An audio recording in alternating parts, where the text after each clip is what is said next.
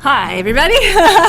I'm so pleased to have the honor to talk with you guys today. And your work earlier sounded very, very thick and detailed, and I admire and appreciate what you're doing for schools, kids, families statewide. So thank you for that.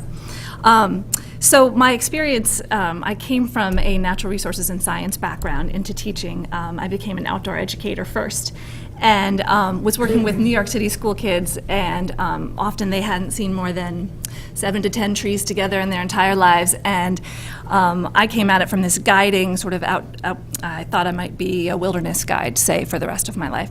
And I quickly fell in love with teaching these kids and finding out how to best reach them, and realized that they left after 2.5 days, that they left along with their teachers and their new experiences, and their transformations about the natural world just continued on, and I had to say goodbye.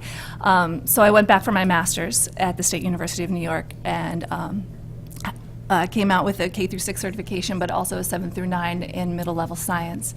And so that passion of hands-on learning and experiential education is something I really wanted to continue forward in my public school and classroom teaching.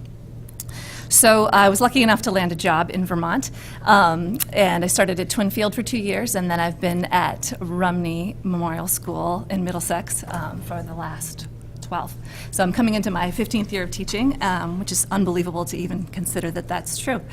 Anyway, it's what I've tried to do there is bring a focus on service learning to the school.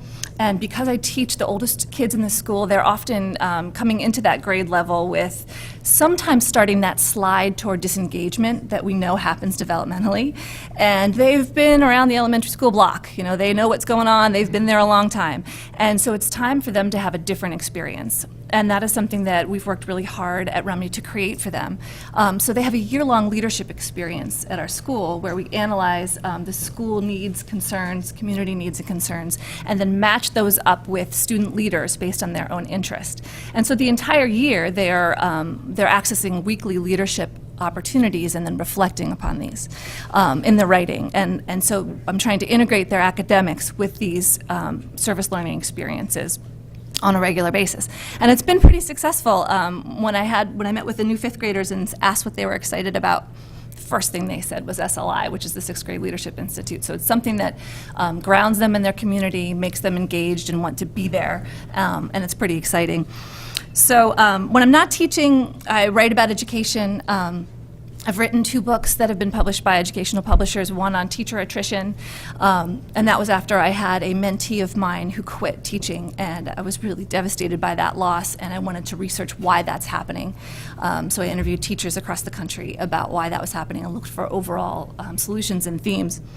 The second one is about service learning and how busy teachers can integrate service learning into their classrooms in an already full plate. And so I wanted to make that really explicit how it can be embedded.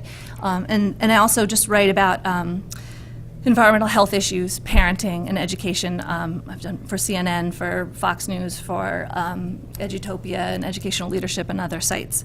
And I'm currently in a doctoral program at Northeastern University. It's a hybrid program, so I can live here and travel there in the summer. My message, if I was lucky enough to be Teacher of the Year, would be that society has completely changed in the last decade, and I feel that education and schools need to become innovative, dynamic places where students have individualized and personalized learning that is embedded in school and local communities. And the projects that we do at Rumney are the things I'd like to see done across the state, and really making teacher voice in decision-making at the local, state, and national level a big part of this, and making sustainable and supportive school environments for teachers and for students. I really feel like a focus on humanity, deep, rich learning experiences, instead of a shallow focus and maybe a smaller view on maybe just one isolated test. More enriching experiences across the board for everybody is going to make school more engaging, more positive. It's going to change perceptions of teachers and change the public's perception of students as engaged, committed individuals. So that's the direction I'd like to see.